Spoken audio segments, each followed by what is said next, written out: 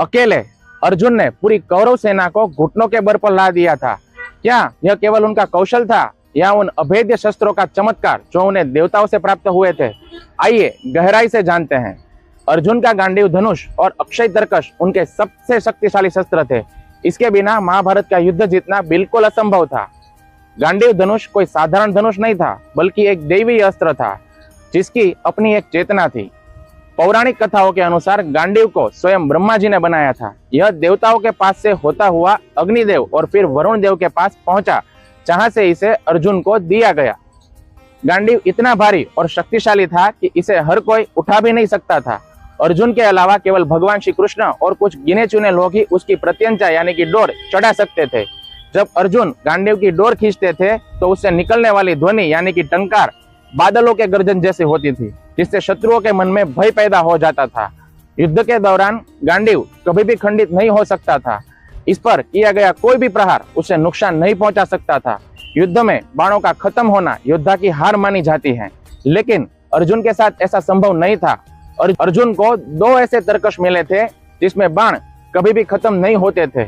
आप जितने भी बाण निकाले उतने ही बाण तुरंत वापस आ जाते थे। इन्हीं की मदद से अर्जुन ने कुरुक्षेत्र में घंटों तक लगातार बिना रुके बाणों की वर्षा की थी। गांडीव के अलावा अर्जुन ने अपनी तपस्या और कौशल से कई सारे घातक अस्त्र प्राप्त किए थे।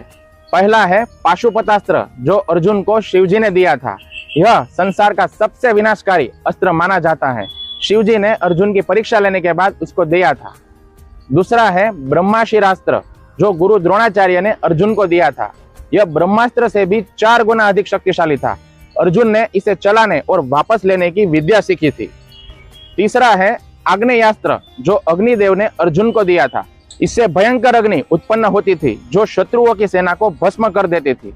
चौथा है वरुणास्त्र, जो वरुण देव ने अर्जुन को दिया था। इसका उपयोग आग को बुझाने या फिर जल की प्रचंड धारा को उत्पन्न करने के लिए किया जाता था।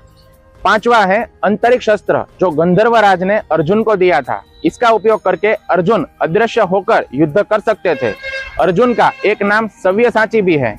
इसका अर्थ है वह योद्धा जो अपने दोनों हाथों बाएं और दाएं हाथों से समान कुशलता के साथ गांडीव चला सके। अंत में यह कहना गलत नहीं होगा कि गांडीव और दिव्य अस्त्र अर्जुन की शक्ति तो थे, लेकिन उनका असली ताकत उनका चरित्र था। शस्त्र किसी को भी मिल सकते हैं, लेकिन उन्हें धारण करने का संयम और चलाने का अनुशासन केवल एक सच्चे योद्धा के पास ही होता है।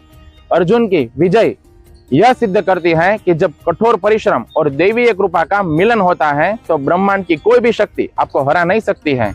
अर्जुन सिर्फ एक धनुर्धर नहीं थे, वे एकाग्रता और धर्म के भी प्रतीक थे। इसीलिए ही कहा गया है यतो धर्मस् ततो जयः, अर्थात जहां पर धर्म है वहीं पर विजय है। हरे कृष्णा।